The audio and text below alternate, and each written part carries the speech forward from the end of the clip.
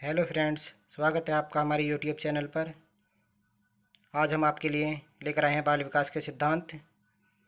बाल विकास एवं शिक्षा शास्त्र का बहुत ही महत्वपूर्ण टॉपिक जो आपके आने वाले exam UP TET, C TET, S TET और ऑल अदर जितने भी टेट्स के एग्ज़ाम होते हैं सभी में समान रूप से उपयोगी साबित होगा। तो आपको अगर हमारा वीडियो अच्छा लगे तो इसे लाइक, शेयर और कमेंट्स करना ना भूलें। साथ ही साथ हमारे चैनल को सब्सक्राइब भी अवश्य करें। आइए शुरू करते हैं बाल विकास के सिद्धांत, जो आपके आने वाले एग्ज़ाम सी टेट के लिए बहुत ही महत्वपूर्ण है। आइए शुरू करते हैं। इसमें हम सबसे पहले देखेंगे बाल विकास की अवधारणा। बाल विकास की अवधारणा क्या है? बाल विकास का अर्थ है बालक का विकास। विकास शारीरिक, मानसिक, संज्ञानात्मक, भाषाई व सामाजिक होते हैं। मतलब बाल विकास में हम जो है अध्ययन करते हैं बालक के विकास का, जिसमें जो है विकास कौन कौन से होते हैं। ये शारीरिक भी हो सकता है, मानसिक भी हो सकता है, संज्ञानात्मक भी हो सकता है, भाषाई भी हो सकता है और सामाजिक भी हो सकता है।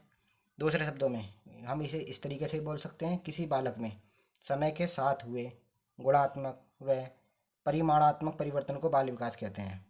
मतलब जो बालक में समय के साथ गुणात्मक व परिमाणात्मक परिवर्तन होते हैं वे सब बाल विकास के अंतर्गत आते हैं।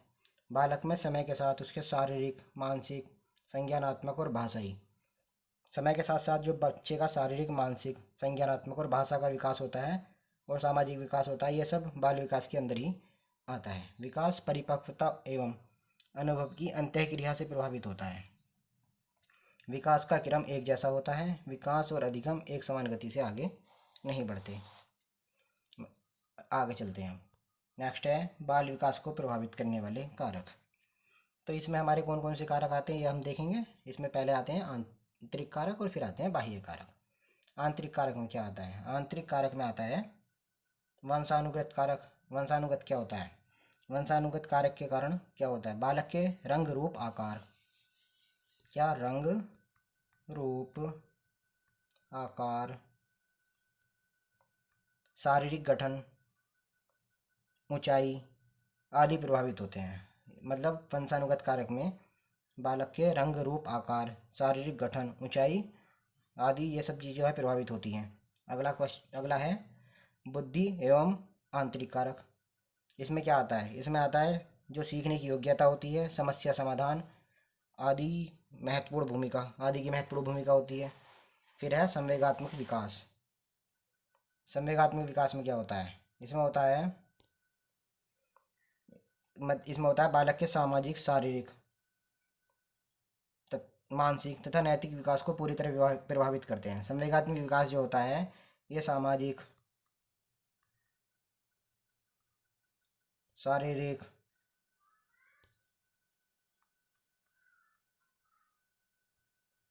शारीरिक तथा मानसिक तथा नैतिक विकास को पूरी तरह प्रभावित करता है। अगला है बालक के शरीर व मस्तिष्क का पूर्ण विकास।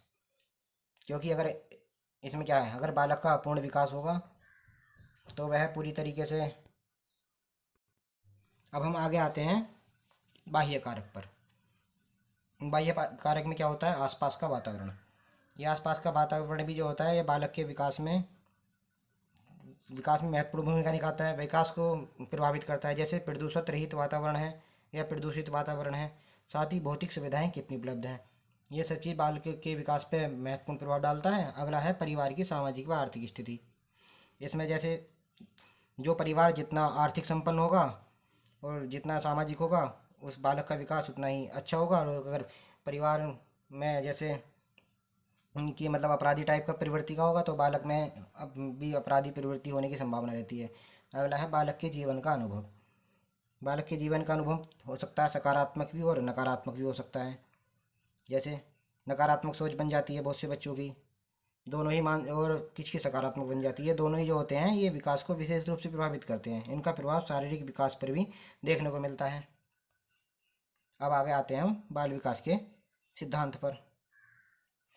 हाँ, इसमें एक चीज़ और है। बाल विकास जो होता है उसका विकास पे जो है ना बालक के, वो आंतरिक और बाह्य दोनों कारकों का बहुत ही महत्वपूर्ण प्रभाव पड़ता है।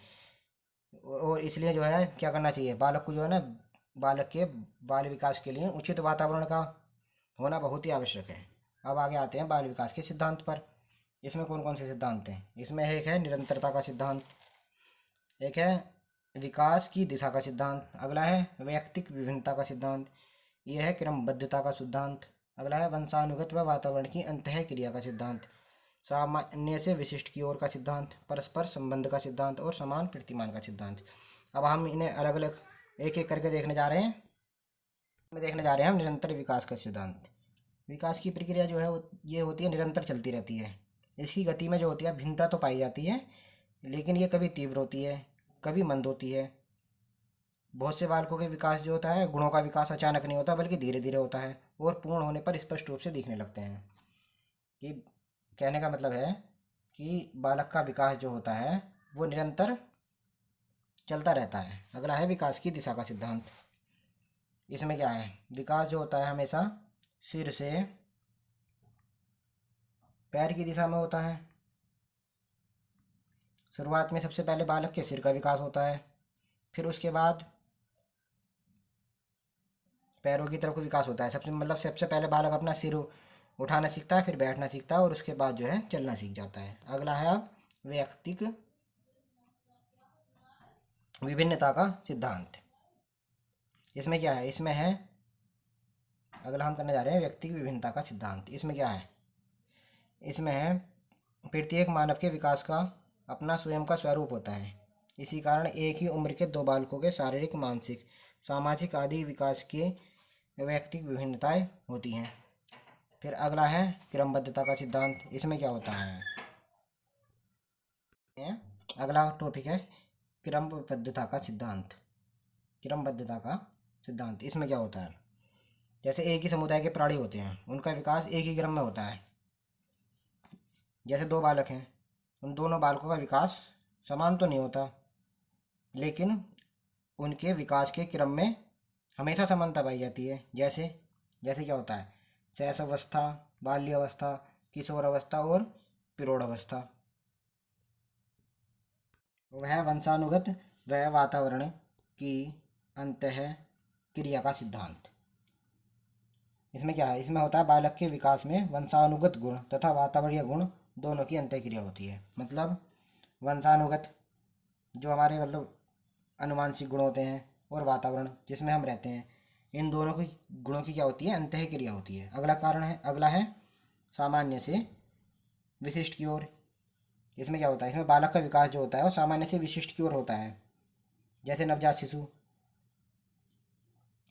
और कोई नवजात शिशु है जैसे अपने शरीर के किसी एक अंग का संचालन करने से पहले अपने हाथों को सामान्य रूप से चलाता है। अगला है परस्पर संबंध का सिद्धांत। इसमें क्या है, बालक के सामाजिक, मानसिक, शारीरिक, संवेगात्मक विकास में परस्पर संबंध होता है। अगला कौन सा है, अगला है समान प्रतिमान का सिद्धांत। इसमें क्या है, सामान्य बालकों में विकास का क्रम समान होता है। इसमें हमें ध्यान रखने वाली बात यह है कि क्रम समान होता है, विकास समान नहीं होता, क्योंकि दो व्यक्ति समान नहीं हो सकते। अगला आगे चलते हैं। नेक्स्ट ये है बालक विकास के सिद्धांत का शैक्षिक महत्व। बालक के विकास में इसका शैक्षिक महत्व बहुत ज़्यादा है। जैसे सर्वांगीण विकास के लिए शिक्षक को यह जानना जरूरी होता है कि बालक का व्यवहार कैसे प्रभावित होता है, और फिर एक और है बालक को कब, क्या और कैसे सीखना चाहिए। ये सब आते हैं हमारे बाल विकास के सिद्धांत का शैक्षिक महत्व में। आगे है बाल मनोविज्ञान की शिक्षा में उपयोगिता। बहुत ही इम्पोर्टेंट है आपके आने वाले एग्ज़ाम के लिए, इसे विशेष रूप से आप नोट करके रखिएगा। और आप इससे पहले भी हमने 2 वीडियो अपने यूट्यूब चैनल पे शेयर किए हैं बाल विकास से रिलेटेड। अगर आप उन्हें भी देखना चाहते हैं तो एक बार उन्हें भी ज़रूर देखिएगा। तो इसमें बाल मनोविज्ञान की शिक्षा में उपयोगिता है, इसकी क्या क्या उपयोगिता है। एक है, सबसे पहले है बालक के व्यवहार को समझने में। दूसरी है बालक के स्वरूप को समझने में। तीसरी है शैक्षिक प्रक्रिया को समझने में। चौथी है शिक्षा को प्रभावकारी बनाने में। पाँचवीं है अध्ययन विधि को प्रभावी बनाने में। अगली है बालक को सीखने के प्रति प्रेरित करने में। अगली है वर्ग के अध्यापन के प्रति अभिरुचि को बढ़ाने में। इससे नेक्स्ट है भूमिका श्रेणी को समझने में।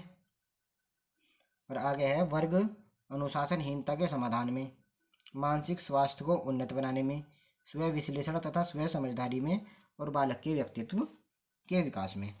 तो फ्रेंड्स, अगर आपको हमारे वीडियो अच्छा लगा हो तो इसे लाइक, शेयर और कमेंट्स करना ना भूलें। साथ ही साथ हमारे चैनल को सब्सक्राइब जरूर कीजिएगा।